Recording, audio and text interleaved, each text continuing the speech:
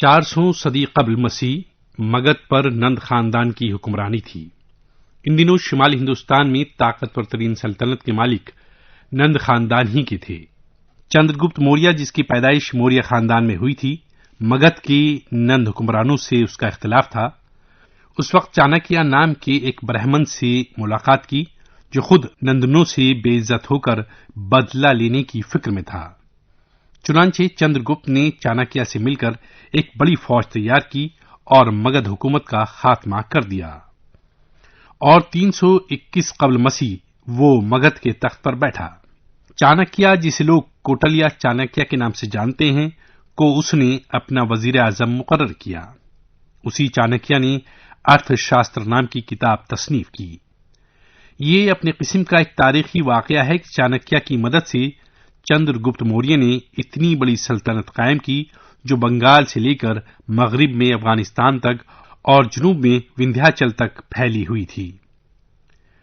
کوٹلیا چانکیہ کی کتاب دنیا کی اکثر زبانوں میں بھلے ہی ترجمہ ہو چکی ہے، پھر بھی چانکیہ اور ارتھ شاستر کی نسبت سے کئی مختلف تاریخی اور علمی مسائل پیدا ہوئے اور بحثیں بھی خوب ہوئیں۔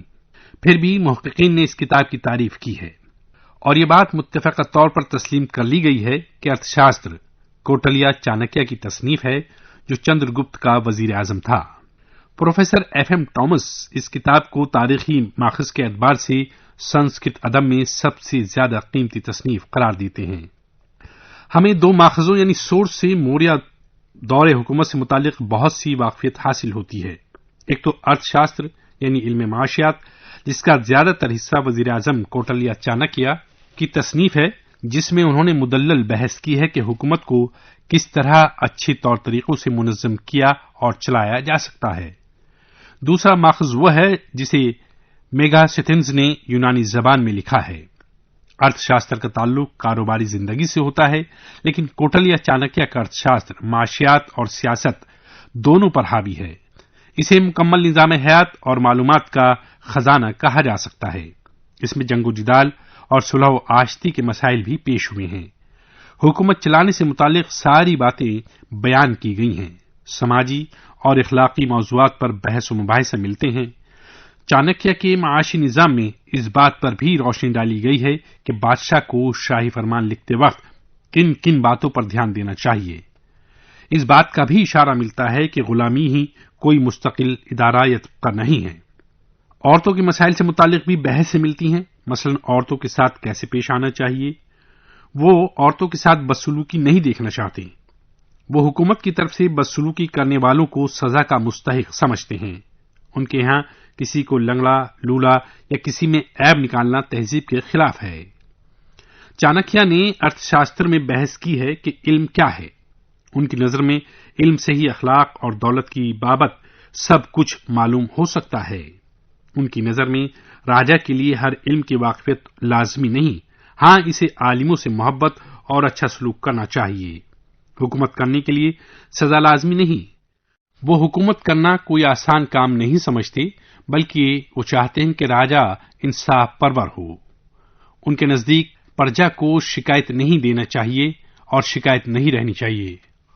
ان کے آرام کا برابر خیال رکھنا چاہیے۔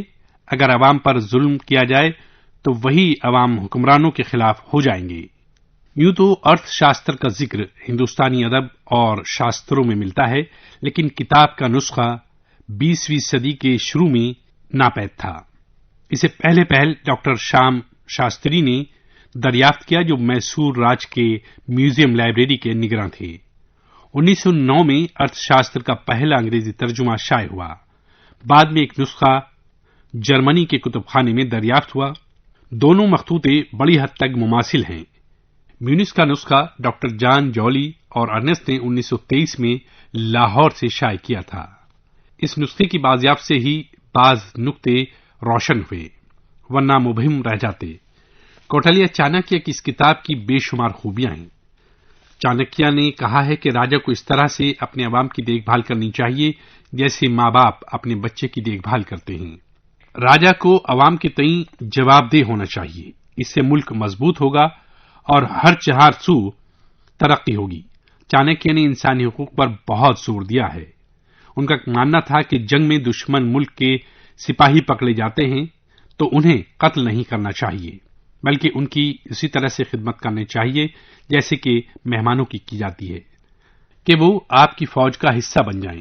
لیکن سماج میں پائے جانے والے دلال طبقے کے وہ سخت مخالف تھے اور انہیں سخت سے سخت سزا دینے کی حمایت کرتے تھے۔